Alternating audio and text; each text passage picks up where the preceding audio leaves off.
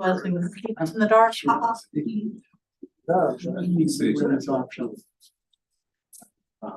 that what are you? They're on, I think it's just dim. But, yeah. Except for here, there's no- Like that. There's no certain kind of- It went well. It's gonna be all right here. Or we will make national. Yeah, I just told him, it's not your fault, you don't change it. Yeah. But if you change something, call me. And so I can change it back. They don't have enough to burst, So. yeah, I showed him how 6 to emails on one man. change his views, things like that. And I told him, hopefully forget that. One person color, but that's, I mean. I always saw it. This is the first time we've had I had to all. walk, do some notes and then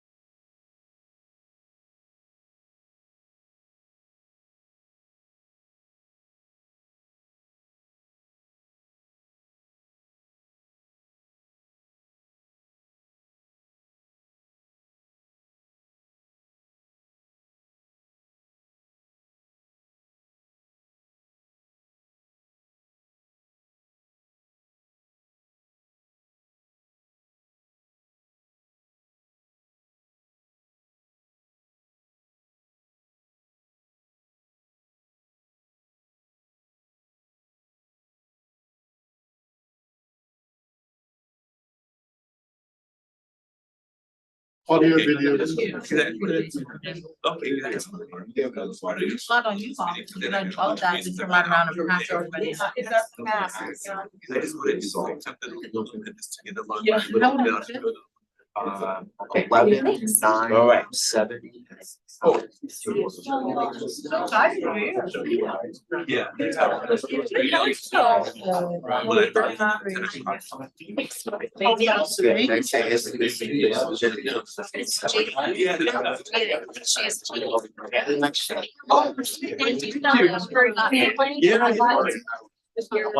I'm trying to make sure.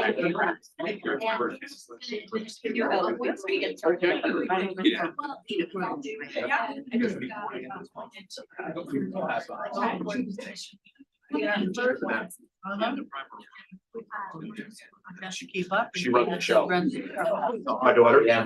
Girl. Oh, she runs the show. She's the only girl. For the, it's really, I will. I always remember.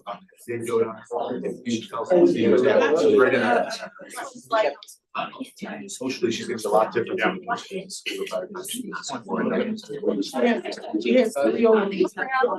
like you already knows how to kind of play a little bit. Yeah.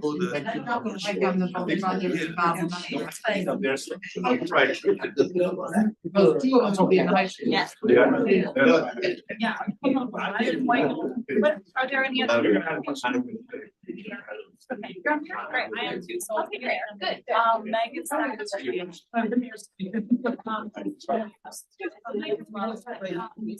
Alan. Hey, what's going on here? I'm sorry.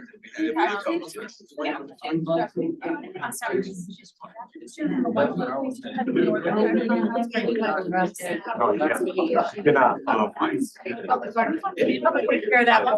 Yeah. So, like,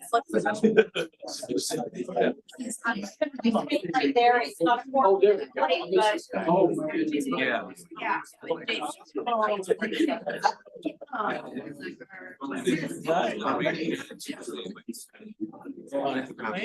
Yeah, dinner like that, we kind of used to that. But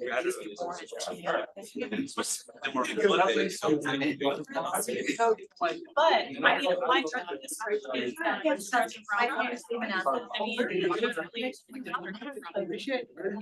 So the back door.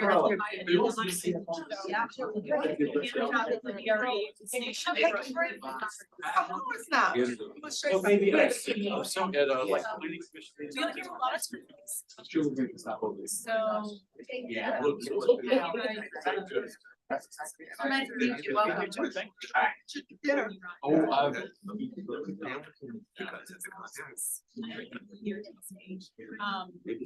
He's not here tonight.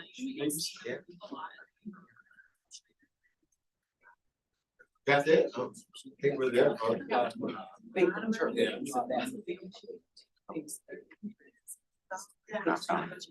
a lot of hard things. Yeah.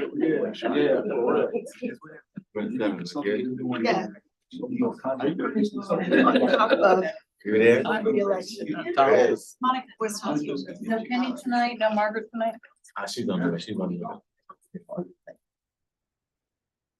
All right. Hey, good evening, everyone. It's now 7 p.m. Let me just start by saying Happy New Year to everybody. And welcome to our new board members and everyone present here tonight. So we have some remote participation first off. So Commissioner Darrell Moore of the City of Minnetonka Park has asked to participate remotely in this meeting. Commissioner Moore, please state the reason for your remote participation and your location. Mr. Chairman, he had logged in, but he dropped off the call. Okay, but we'll come back to that if he logs in. How about that? Okay, so we're gonna get back to that part. So let me just get in here and do our safety presentation. It's a vital part. Thank you, Mr. Chair. So this month is Human Trafficking Prevention Month.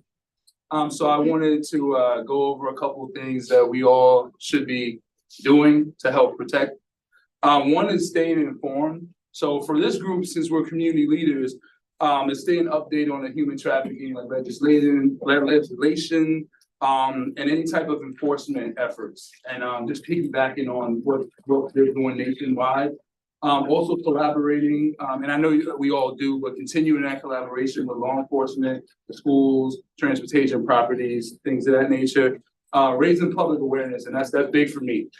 Because I've been into a lot of areas, and I think we do a really good job in this area, but there's other spots around the country that is not doing so well as far as really putting that effort to raise awareness for trainings and things of that nature. So I definitely, if we can keep encouraging our community to do that everywhere we can, just everywhere we look, we should have it. And then empowering frontline workers, that's another important one, because for what they see this every day that we don't. Because a lot of times we're in offices and they're out there driving buses, they're police and fire, things like that, teachers. So giving them that and arming them with that education on what they should look for. And then the last one is encouraging reporting. I know that's something that a lot of specifically frontline employees, even your secretaries, front desk, they feel a little bit intimidated to provide information. Sometimes they think that, oh, I'm a whistleblower, so we need to show them and that we're protecting their rights and be able to do that, and they won't have any type of ramifications from that negatively. So that's all I had for this month. Like I said, it's really important, and we're doing a lot of things in the community. I just want to make sure we keep doing that and pushing. So thank you all. All right, thank you, Brian. Thank you for that. Very important. Say the rest of the presentation. Okay, can we please rise for the Pledge of Allegiance?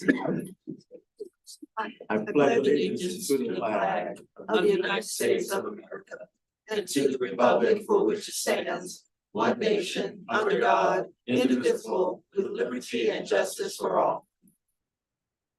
Thank you, everyone.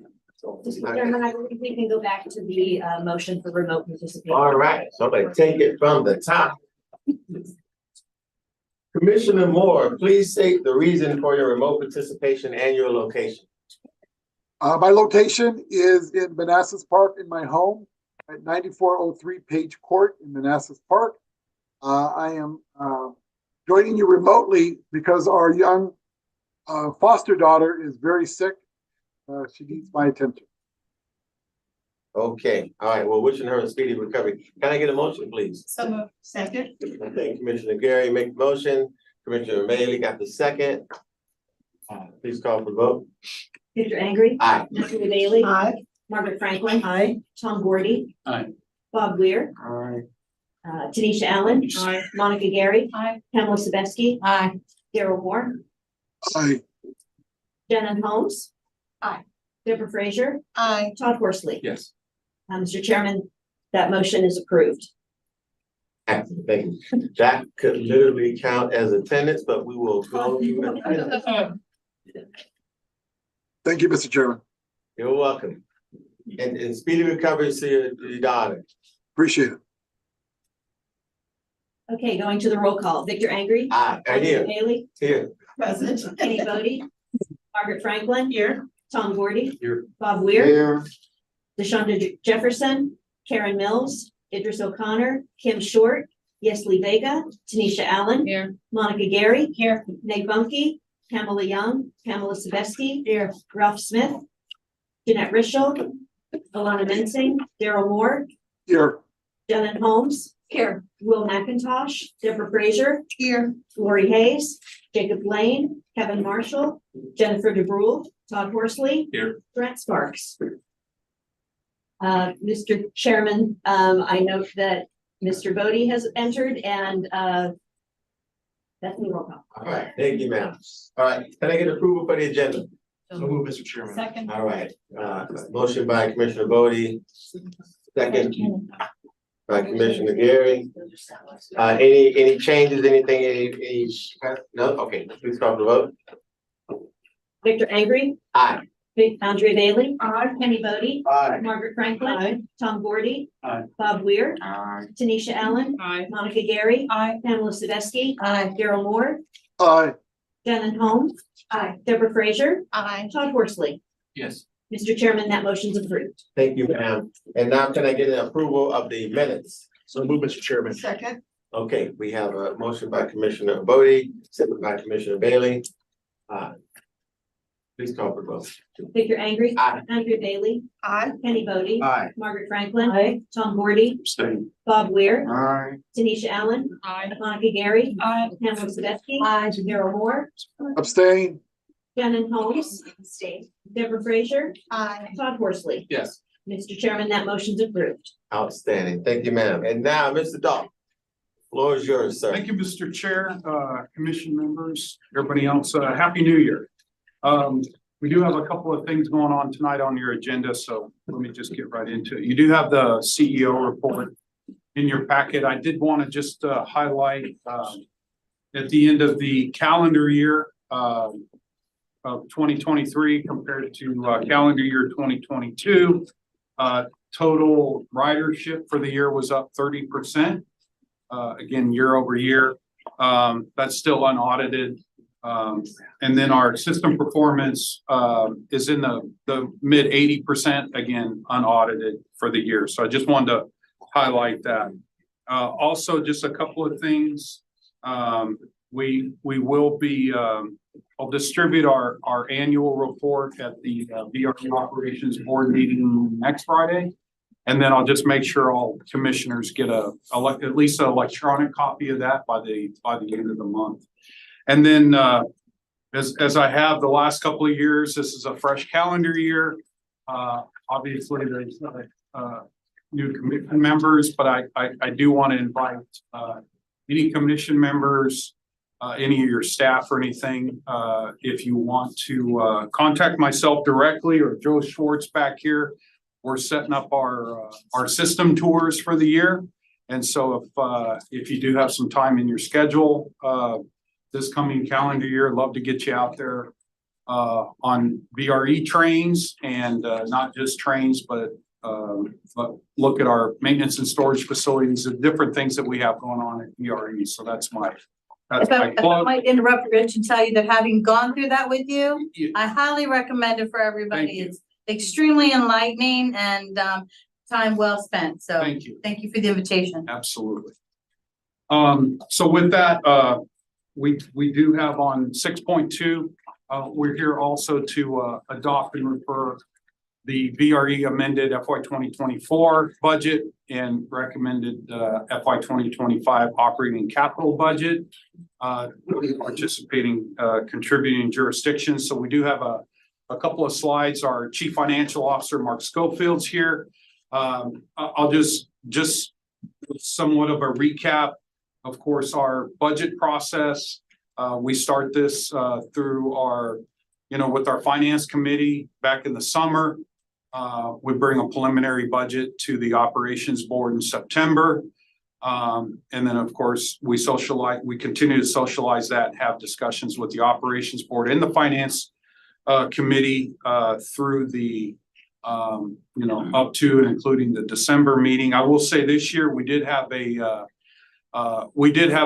workshop in June with the operations board, a very extensive, intense workshop with the board, long range planning and some financial planning mixed in there. So with that, let me turn it over to Mark here and he'll walk you through a few slides. We did pare it down from about 65 to about 5 here in the last 10-15 minutes. So we think, but we think we saved the best slides for your information. So with that, Mark. Thank you, Rich. Thank you, Rich. Good evening, Mr. Chairman, commission members. Just to tag a little bit onto what Rich was saying about the process. NVTC has approved this budget at their meeting last week. If you all vote to approve the budget tonight, then we will refer the budget to the jurisdictions to include in their budgets. We also this year, for the first time, will be formally transmitting our budget to the Commonwealth Transportation Board. That's a part of our new dedicated funding. So on to the substance of the budget. The highlight of the budget, I think, of course, is the proposed improvements that we have to the VRE service.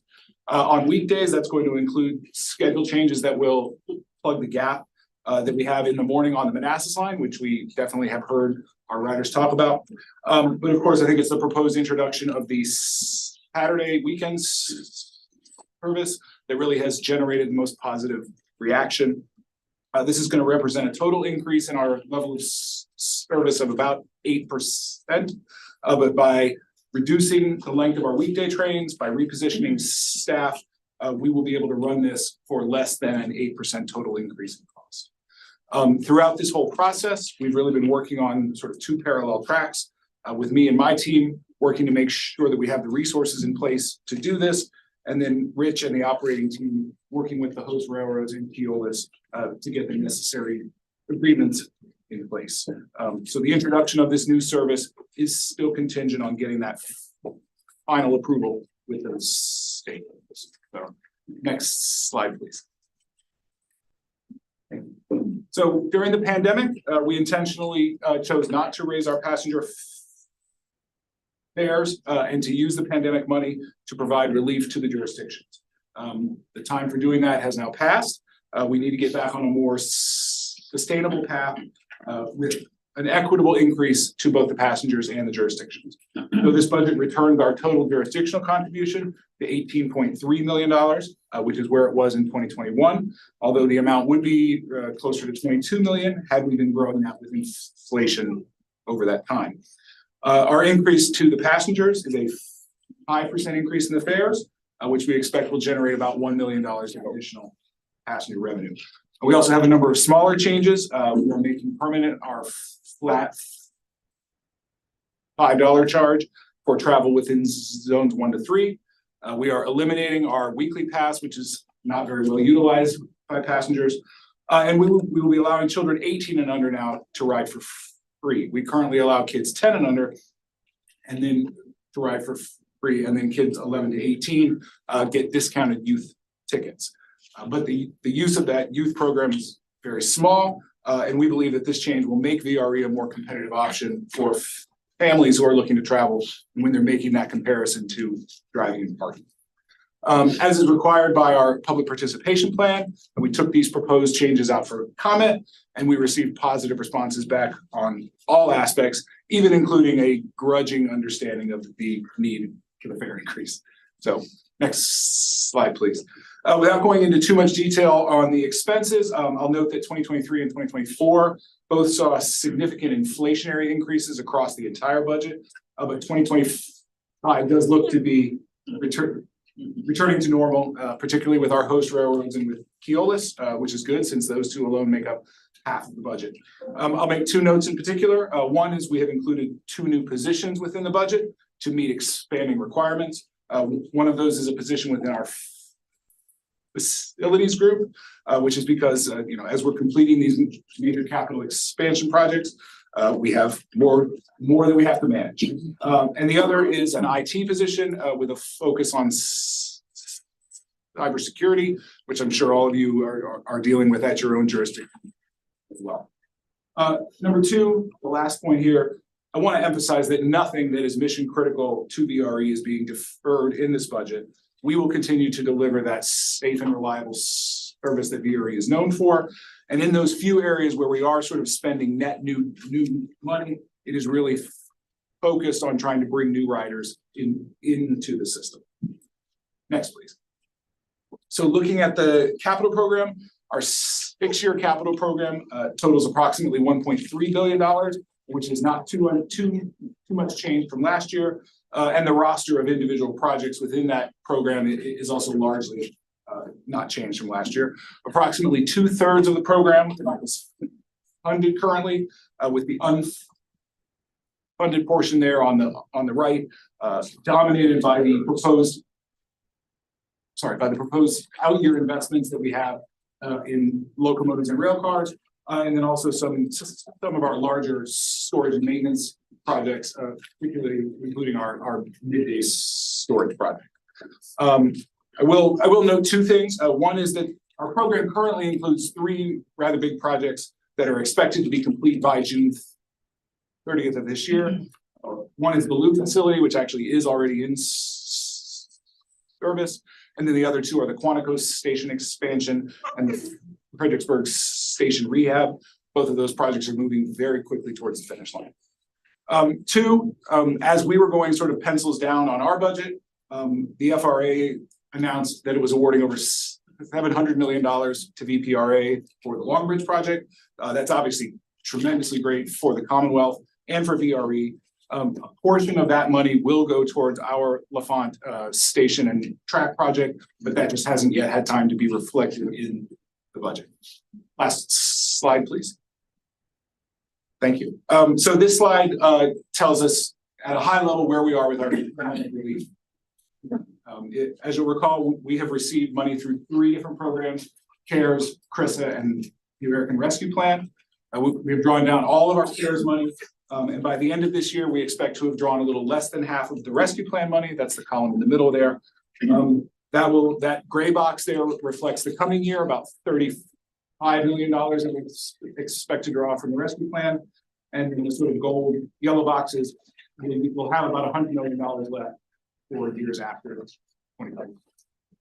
That concludes my presentation, and I would be happy to answer your questions. Thank you. Well, and I'll just start before, and thank you for, first of all, Mark, for that update. And I'll just start before I open up for questions. And I think going back to what Rich was saying about the commissioners and the tours and understanding VRE, I think it's critically important, even if you've already done a tour, that you get a refresher on it. I think I did it in 2019, 2020, somewhere around there.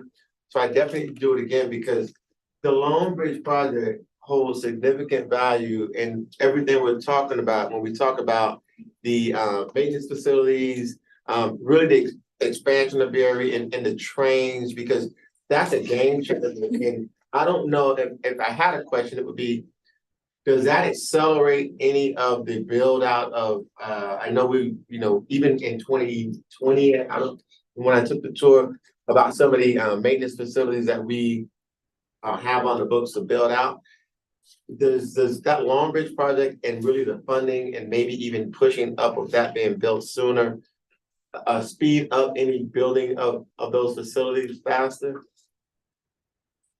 Generally, I mean, my general response to that is it does not speed anything up. We have so much going on in this corridor that we've had to, in a very measured approach, plan out. There are, as the commission knows, we have station enhancement, station improvement, station expansion. We have third track, fourth track. We have so many different things. Basically what that funding did was it solidified, essentially, there's a time slot for that Long Bridge to get done. And with that funding coming in, now check, essentially now we can go get that done in that prescribed time. The risk is if we didn't fill, and the collective we, the Commonwealth primarily, but if we didn't fill that gap, it would have delayed it. So we prevented more delays. We actually were able to make everything on time. And I'll say, I think that, again, critically important as we even talk about funding and budgets now, because there's a gap that's been answered, and there's projections of I know guarantee is never really a true word, but at least we know the direction we're going, and the funding is presented for us to do more with VRE, which is what everybody has always wanted. I just think there's a day where VRE can run both ways and not just be taking people into the city for work and coming out, that it can truly be a tourism, restaurant, night entertainment to get people in and out of the city down this far and further south to benefit from this train that can run both ways, which is why I think the Long Bridge is so critically important. That is correct. That is correct. And that's what we're marching towards. So these are success stories in themselves, in that we will, it will not impede our progress moving forward. Yes.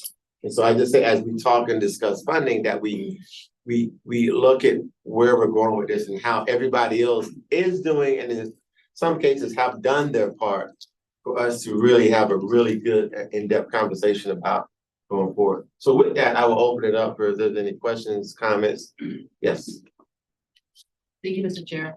The only question I have is how soon, I know I think it was the first slide when you mentioned that you're waiting for the other actors as part of the Saturday service to all basically sign off and get on board. Do we have an ETA when that is? So or where along in the Yeah, process let we me, are? let me answer it this way. With the Transforming Rail in Virginia program, it was already contemplated that with some planned infrastructure improvements, and I can list those off, but once the completion of those planned infrastructure improvements, once they were completed, which we refer to as phase one, which is in that 2026 timeframe, then there was the ability for VRE to operate weekend service, both Saturday and Sunday. What the operations board asked us to do earlier this summer was, is there an opportunity to go out and actually, I'll use this term, dip our toe in the water, if you will, and go out and potentially do a Saturday service, just let's start getting out there with that weekend approach. So we've approached our host railroads.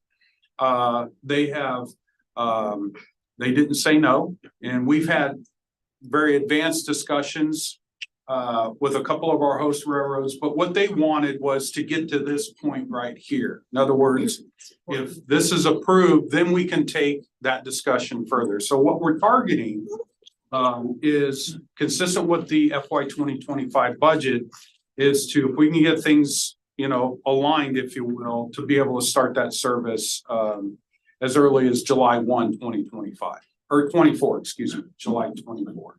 So over the next 6 months, we'll solidify that. But I do want to point out too, as Mark stated, we have some other enhancements to our existing service for weekday as well, that it's going to generate ridership and help us in this current environment that we're in, mitigate some of the train congestion that we have out there that we currently experience, which has a negative effect on our reliability. So that answers. Thank you, Mr. Chairman. I just wanted to thank you for this report, and I wanted to thank you, Rich, and your staff for the continual effort that you've done at Quantico. That project really did very consistently move forward during COVID, and that was very key to the base. And so we thank you for that, as well as the renovations that you did with the parking lot, as well as the renovations you did for the town of Quantico. And there's still a lot of work to do there as well, but you made it seamless, and there was not a lot of disruption. And I want to thank you for the testing that you did as well, that included the town of Quantico and the base. It was critical in getting that project going forward, and keeping it on the timeline that you had. So appreciate that. Yeah, and it's very nice. And it has a good presentation too as you're driving through. So just want to Just about there on that one. almost there. Just about there. What's the ETA? Can you tell me? So again, that project is not just a station, but as you know, we're Yes. tying in, there's a 9-mile segment of third track out there. So Yes. we're tying that in as well. And so we're projecting, in the May, June timeframe to have the whole thing completed. Yeah. But there may be a point where we partially open up the station because of some track shifts and stuff like that. So that's what we're looking at. There'll definitely be a ribbon cutting out there. Yeah, It's gonna well, be that's pretty good exciting. too. But to my colleagues, this is a station that it was very old, right? Very old, and it is, that just the renovations and the access for the citizens and the military personnel really means a lot. So thank you. Appreciate that. I'll pass that along to the staff and the team. Please. Commissioner Ware. Thank you, Mr. Chairman. Could you address this particular slide right here? Because as I read it, given current expenditures, we will run out of funding in 3 years at current spending levels. How do you plan to backfill what will be a $35 to $40 million hole in your budget in year 4? So I would say first, yes, you are reading this correctly. If we were to continue to need $30 to $35 million each year on pandemic relief, then 2028, 2029 would be about when that would run out. We are certainly projecting part of that to be filled in the way that we always would hope it would be, which is more riders. I mean, it's a dollar for dollar thing. Every additional dollar in passenger revenue that we get, that lasts longer. Every additional dollar that we don't spend, that lasts longer. So that's part of the answer. The reality is you're not gonna make up that much money between now and 2029. So how much, So we- I'm assuming that will be picked up by jurisdiction, state? I think we will be having those discussions with our stakeholders probably in the coming year. You know, Metro is at a place right now, which we will be getting to in a couple of years. I mean, and there's no stale date on the supplementals, but you've got a drop dead date of allocation and appropriation for ARPA funds in December 31 this year. So you're gonna have to. Yes, all of our ARPA money is in the FTA grant and has been obligated, has So been. you've already obligated what's left of the yellow before December 31. No, I'm sorry. All of the rescue plan money, all $119 million is in the FTA grant and is ready to be used at whatever speed that you need to use. But it's gotta be obligated by December 31. It's all been obligated. So we're not gonna see that in the 2025 operation budget, right? Or are we? No, the 2025 Excuse me. right, in the 2026 operating budget, it'll be some portion of this, yeah. So you're gonna obligate it before the budget's adopted in 26 next year. It's all, I'm sorry, maybe I'm misunderstanding it. It's all already. I just question the way you're gonna make that work from a reporting standpoint, given that you have to have an audit report or a report ready for audit on December 31. But you're not gonna have an adopted 2026 budget on December 31. I'll talk to the chair. Okay, yeah, well, sorry, maybe we could. Yeah. And so, you wanna, okay, before you, okay. So Commissioner Franklin and Commissioner Allen, Well, I don't know, if it's the appropriate time, you can probably talk to him offline, but there are appropriate ways in which the money has to be reported and spent, as I know you know. And we have to follow that to a T. So the manner in which we're doing it, we can't do it any other way, or else we will be dinged for how we have spent and reported the money. So we have systems in place, and we also, I'm sure also, as you know, we also have an auditor in the future that will be looking at how we've utilized, spent, and reported our funds as well. So there are several systems in place to make sure that we're doing this correctly. Just to tag on a little bit and then to also ask Rich a question. When we just did the audit, that we got the review, this is a similar practice that we've done, and we didn't have any issues with any of the COVID money when we got a report back. So as Supervisor Franklin said, we have the systems in place to make sure that we're compliant. So that the question I have for Rich is, as we're talking about, and it doesn't necessarily have so much to do with this a little bit, but as we're talking about expanding VRE services and trying to figure out ways to generate ridership. My question lies in economic development opportunities. I know it's not set in stone yet, but with the Wizards potentially moving here, have we figured out? Have we thought about, capturing some of that, because I know Metro Station being right there, but have we thought about capturing some of that dollars from riderships to events, because I believe it's going to be both in a sport and entertainment venue. So let me answer it this way. I'll go back. We also are in a process of updating our long range plan. And this is something that we've been working with the operations board on. And we'll be bringing that in the next couple, subsequent months and stuff to this body as well for formal adoption, late spring, early summer. With that, we've identified a lot of, or several growth areas, if you will, and it basically is obviously we're still somewhat constrained a little bit from a capacity standpoint, as I mentioned, as it relates to TRV. But as those planned infrastructure improvements happen, then that gives us the ability to expand in markets that for us are untapped and are likely good candidates for us. To start there, I'll circle back as far as the entertainment sports complex in Alexandria and stuff. We have been analyzing information as we get it. As you probably know, this was just made public a couple of weeks ago. We have had some discussions with our, partners at the Commonwealth and stuff. We're not at a point yet to really fully be able to, solidify any potential for us again because of, and granted that complex is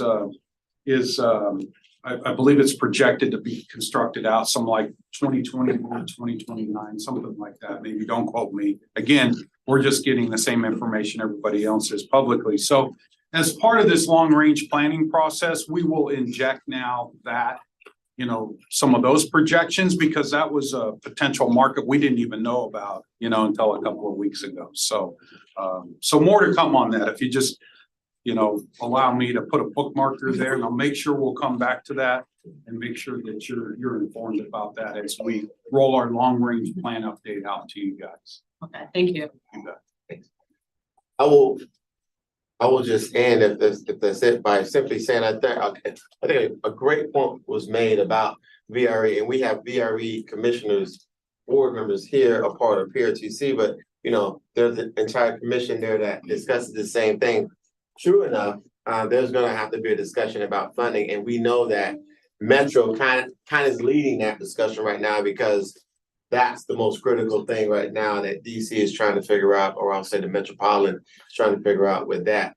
I think it's gonna, trickle down to our priorities, which are clearly VRE, and what this board is facing right now, a discussion about our funding of PRTC going forward. I'm looking at new funding streams. So I think to take back to your board, your commission, and our VRE reps here, that's a real discussion. And I get that you all, that's coming up. Whether you start in that discussion now or it's going to be soon, that's one that you all have to figure out soon, is that new funding stream. So fully understood. I think that's a great takeaway. Yes, Commissioner. Sorry, one thing, Mr. Chair. So I just wanted to point this out because we went over it in our last meeting, and I remember I took a picture of one of the slides, and we're talking about the increase of the federal funding through COVID and then the decrease that we're hitting now. So it does look like a hole that we have to plug, per se, I guess was the comment.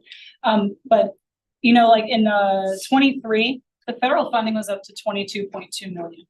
That was very significant. And then now we're looking out at what the projections we had last meeting were. 25 is going to be around just 5.4. That's obviously not including the Long Bridge investment there, but that's just sorry, this is for OmniRide, so that's not very. That was what we're looking at for OmniRide. That's going to happen on everything. So obviously we have that wonderful funding coming in for the Long Bridge, but that's not typical. That's not something we can really expect. So we're returning to normal. We say we want to return to normal, but some of that involves we're paying for our stuff again because a lot of that money goes away. So I just wanted to bring that up because we did get a break from funding certain things for a long time. So we, are just nearing the end of it. So it's what we've got. Yeah, translation training wheels are coming off. We got to ride the bike by ourselves. So, yes. All right. Let's stop. So now we're on to our action items. So we have really two action items. Yeah, actually, to take action on this one, which is the 6.2, is authorize. Go back to 6.2. You want to go back. Go back one. Yeah, back one, two, back the slide. Oh, yeah, I guess that one. Yeah. You're gonna have to go back. Well, we do know it's, but you have the agenda. yeah, I can read it for you. 6.2, adopt, and I'll read that for you. Just Thank you. Adopt and refer to Virginia Railway Express amended by FY 2024 budget. There it is. Second. But got a motion by Commissioner Franklin, second by Commissioner Allen. Any discussion?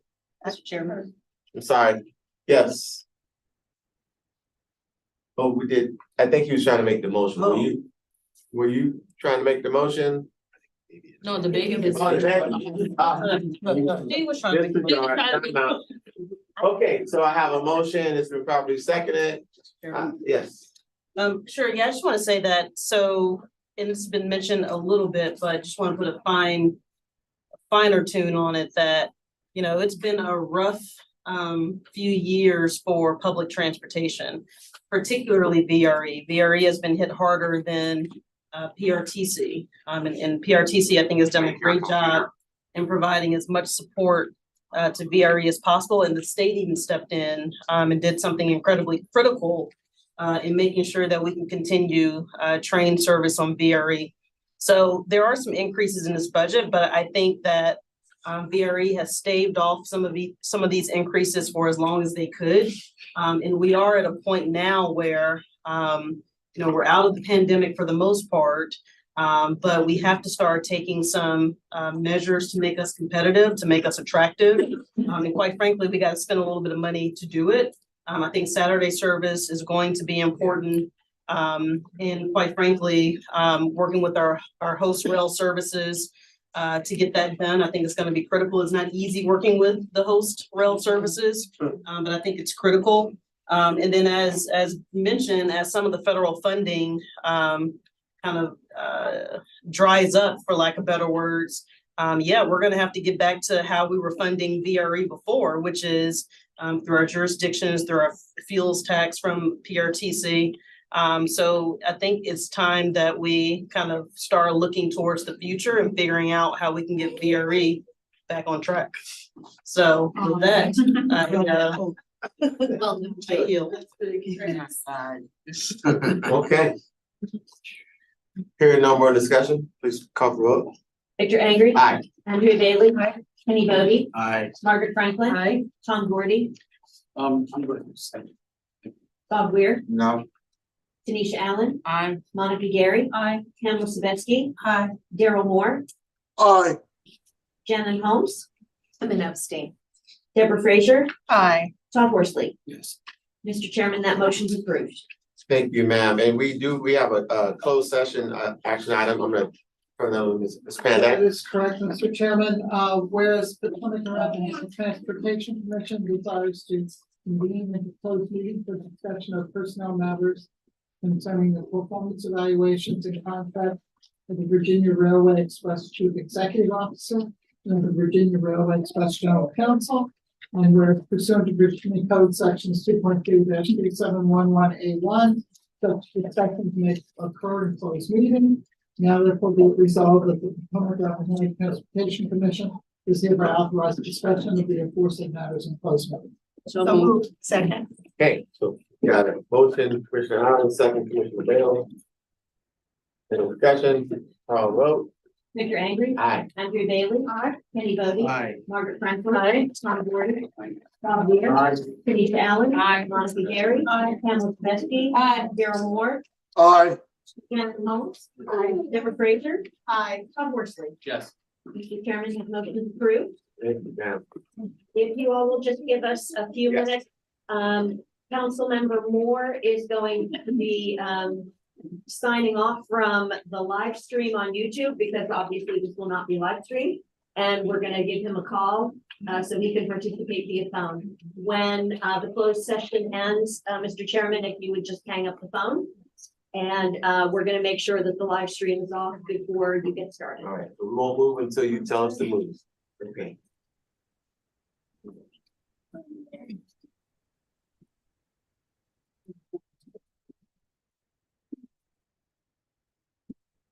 Mr. Moore? Yeah. Yeah, okay. You're all set. Oh,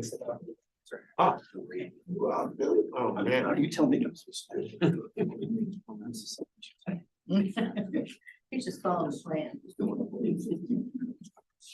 You're doing great.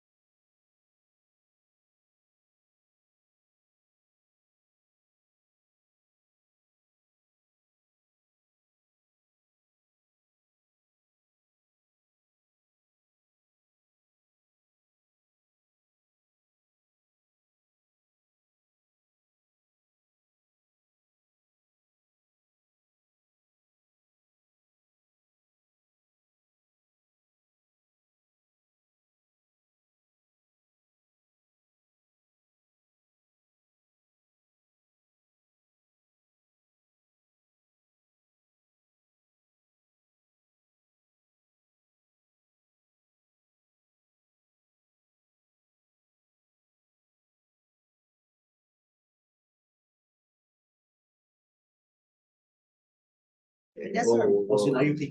You know,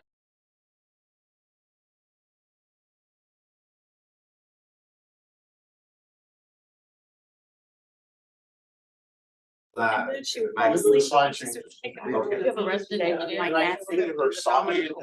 Yeah, Cynthia said, "I'll have to give us a share." Remember your guys, hours, he does it the same day, he'll co-send one to those guys. Within an hour. Unless it's not warranted. Great guy. Absolutely causing traffic, bottlenecks. Okay. I need to get Carl. For the what? Because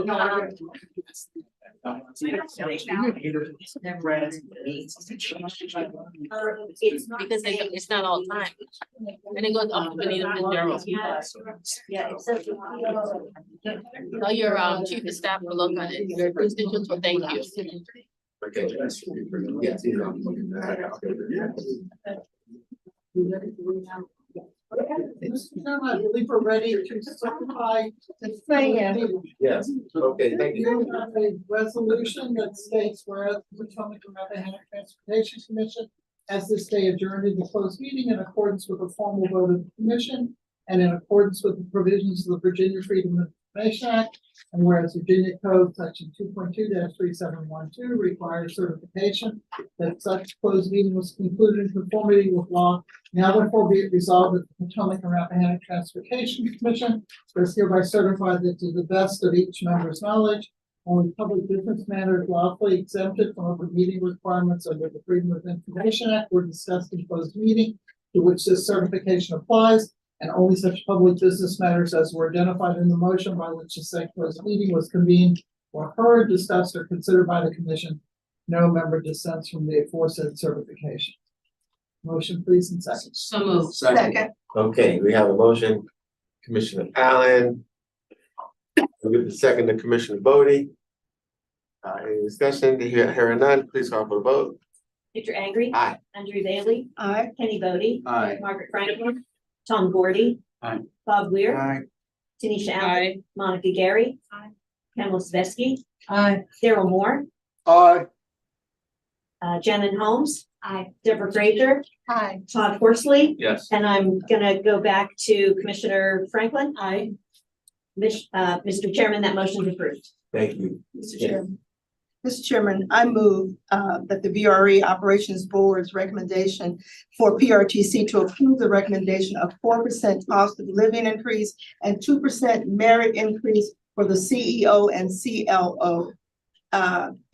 Increases would be retroactive to respective contract effective dates of May 31st for the CLO and September 3rd for the CEO of 2023. Second. All right, we have a motion, Commissioner Bailey has been seconded by Commissioner Bodie.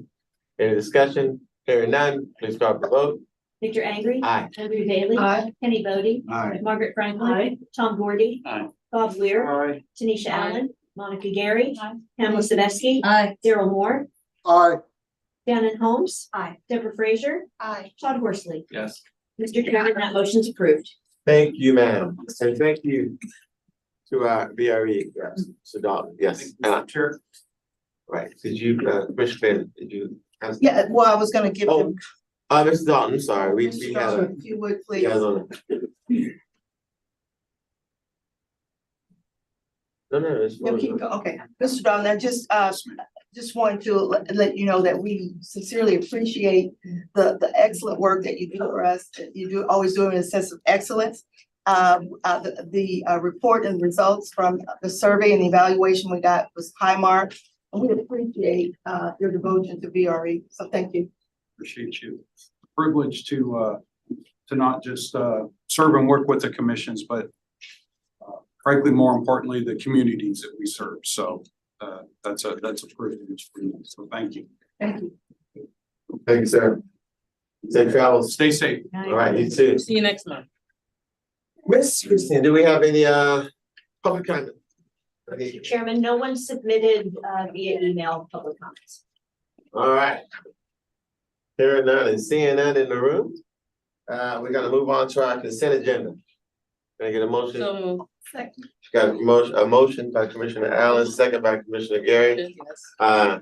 There's no room for Kathy. Please call for the vote. Victor Angry. Aye. Andrew Bailey. Kenny Bodie. Aye. Margaret Franklin. Aye. Tom Gordy. Aye. Bob Weir. Aye. Anisha Allen. I, Monica Gary. Kendall Sedesky. Daryl Moore. Aye. Shannon Holmes. Deborah Frazier. Aye. Todd Worthly. Yes. Mr. Chairman, that motion's approved. Thank you, ma'am. And now, the one, the only, Phil, no. Sitting in for Dr. Schneider tonight, I'm going to try my best to give his report and his remarks, the executive director's report. We have successfully launched our 3 new DRPT funded commuter routes, and it was on the first snowy day of the year, which is excellent. From the 3 commuter lots in Stafford, Fredericksburg, and Spotsylvania areas. Fares are free until tomorrow, I believe. And we're going to continue to promote those services, and we expect to have continued growth. Ridership for December is still being annualized, but analyzed, but you should expect that period from Thanksgiving through the New Year to be a downtime, as it tends to be with our ridership numbers. We have been able to place our new MCI commuter buses into service. The first wave of 15 buses is scheduled to be delivered within the next 2 weeks. 6 more from a different order will follow. For local services, we are expecting 8 new Gillig buses this spring, which is going to help phase out, the aging fleet on those 40-footers, 30-footers, and 35-footers. On the legislative front, there have been several bills introduced to divert funds from the Commonwealth Transit Fund to special projects. None currently pose any meaningful threat, but we're watching them closely in this do no harm session. By February, we'll see a lot more solidification of legislative prioritization. And then finally, close with MLK, Martin Luther King Week Extended Season of Giving, which is Tuesday through Thursday of next week on commuter buses. Canned food collection for distribution of food banks being supported by boxes out of 2 facilities, at our 2 facilities, as well as at McCord, Filazzo, and Manassas Park Town Halls. And that concludes Dr. Schneider's report. Sure. Well, all right, that was awesome. You did a fantastic job. You're doing. You did. We'll talk about it. Okay. So we have no presentations this month. Last time I was excited about that. That would have been a good thing to be excited about. We have no presentations, and so we're on the chairman's time. So it's the election time, so we need to wrap that up. So I am going to. We got an action item: election of the Potomac and Rappahannock Transportation Commission officers for 2024. So I need a motion and a second. Am I in that part here? I'm here to motion. So resolution to elect the 2024 officers to PRTC. So move, Mr. Chairman. Second. Okay, if motion, Commissioner Bodie, second, Commissioner Franklin. And now I need the nominating chair. Are we? Oh, we good? Okay. The chair and members of the committee, the nominating committee is recommending the following commissioners to be elected to the PRTC office. Chair, Mr. Victor Angry. Vice Chair, Pam Sabesky. Secretary, Jeanette Resho, who's absent today. Treasurer, Deborah Frazier. Immediate past chair, Margaret Franklin, and at large, Tanisha Allen. I'm resigning as immediate past chair.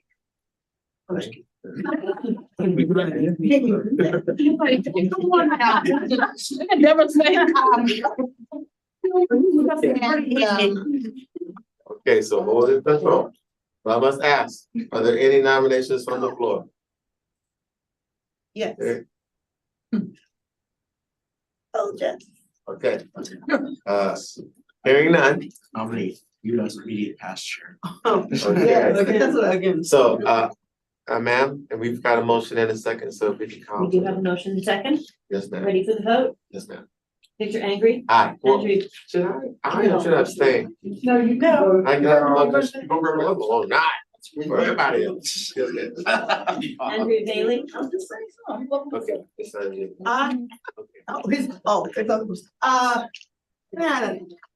Let me think. No, aye. Kenny Bodie, Aye. Margaret Franklin, Aye. Tom Gordy, Sounds so happy. Aye. Bob Weir, Aye. Tanisha Allen, The baby answered aye. Andre Gary, Aye. Pamela Sebesky, Aye. Daryl Moore, Aye. Shannon Holmes. Aye. Deborah Frazier, Aye. Todd Horsley. Yes. Mr. Chairman, that motion's approved. Thank you, ma'am. Mr. Chair, Yes. I would like to thank the commissioners for allowing me to serve as the nominating chair.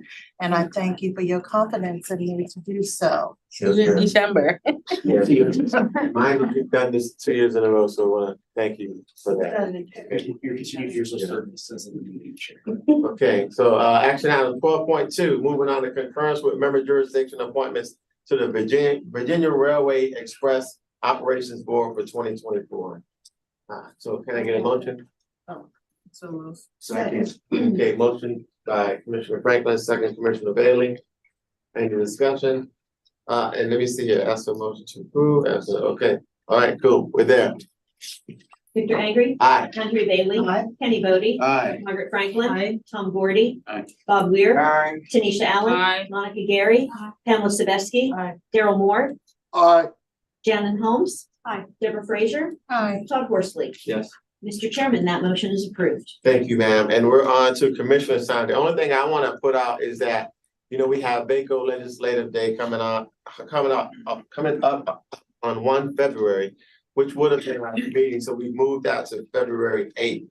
So please, if you have this on as a return for the year, make sure you change that to February 8th, so you don't show up here and miss Baco or miss Legislative Day. I wasn't sure if you wanted recorded in the minutes the names of the representative for the VRE board. Do we? You have the resolution in your package, but you're welcome to go ahead and do that, Supervisor Frazier. if you want to Okay, read them. From Prince William County, members Andrea Bailey, Margaret Franklin, Tom Gordy, alternate Victor Ingry, Kenny Bodie, and there's one vacant position. Stafford County, Meg Bumkey and Monica Gary, alternate Tanisha Allen and Dr. Young, Pamela Young. Spotsylvania County, member Lori Hayes, alternate Deborah Frazier. City of Fredericksburg, Jana Holmes. Shannon, like Shannon Holmes, alternate Will McIntosh. City of Manassas, Ralph Smith is the member, and alternate is Pamela Sebesky. What day is the meeting day? And then Manassas Park, I'm sorry, Manassas Park. Second page. Alana Mensing, and alternate is Daryl Moore. Thank you, Mr. Chair. And that also, so we have February 8th as our next PRTC meeting. And also I wanted, since you brought up, and thank you for that. I want to recognize our newest members, okay? Because Shannon pointed that out to me. And so welcome, and then Tom Gordy, welcome. I think, is Daryl Moore here already, or is he new to the commission? He's been a commissioner for a okay. little while. Yeah, I've been an alternate for a while now. So now you're in the big seat. He's up for re-election. The hot seat. Okay, Yes, so welcome. Yeah, so welcome to you three both. And Commissioner Moore, stand by because you'll get an opportunity to speak our commissioner's time here. So that is just it for me, and I'll just start with you, Commissioner Ware, and we'll come this way. Okay. Well, thank you for allowing me to join this commission. Look forward to working with you. The last few days have been, a lot of consumption by fire hose. So it's tonight is continuing that process, but look forward to working with all of you. Thank you. Welcome. Thank you. And I just want to thank my colleagues for your support and confidence in me and heading up the CEO evaluation process. We have fine-tuned it. You've helped me to fine-tune it. And thank you for tonight, your support and your vote, and for reading all of that documentation. to get us to this point. And Happy New Year to you all.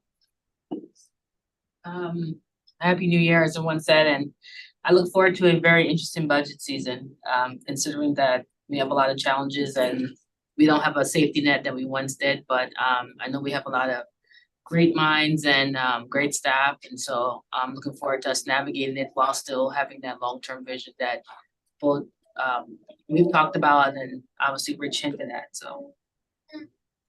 I pass. I just want to welcome the new people, excited to have you here and look forward to serving with you and Happy New Year. Welcome to all of our new members and also Happy New Year and let's celebrate MLK weekend. Ditto to a lot of what has already been said. Thank you and welcome to our new commissioners. Looking forward to serving with you. Kudos to Commissioner Bailey and all the work that she did with the VRE folks to bring together a really coherent and cohesive and frankly short but sweet recommendation and set of criteria for us to look at the CEO and CEO. We know that in the past that it hasn't been as formalized as it was before, so you did an excellent job doing that. So we say thank you for that. Thank you. Also wanted to welcome our newest commissioner, Commissioner Brody #2. And as Commissioner Allen said, I know that we have some challenges this year as it pertains to the budget. Looking forward to how we can creatively attack those challenges while also continuing to support transit in our community. Thank you. I would just like to say I'm excited to be here and I look forward to working with you all. Thank you. Happy New Year. Awesome. Hey, you skipped me. That's right. I see you standing up with the baby. Welcome to both of you who are new here. It's good to have you.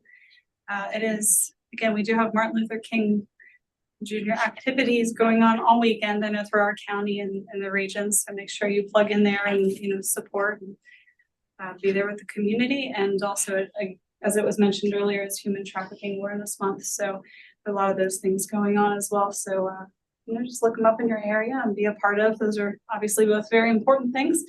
And I don't have anything else. Happy New Year. Man with all the words. Second. Motion. Okay, we have a motion. We need to get it properly made. So, ladies and gentlemen, have a great evening. And listen, reach out to VRE and schedule a tour. Oh, excuse me. And PRTC also. I'm sorry, I apologize. Commissioner Moore, you have the floor. No problem, Chairman Avery. I just want to say Happy New Year to everyone, to the new members, welcome. And also to the body, just thank you for your support of Mayor Rischel and making her secretary of this body. She greatly appreciates, and she sends her regrets in not being able to make tonight's meeting. Happy New Year to everybody. Yes, Happy New Year. Thank you, thank you. Okay, and with that, we are adjourned. No, you can take a bus ride too. Bob's happy to take you on a bus ride. Good night, everyone. Okay, good.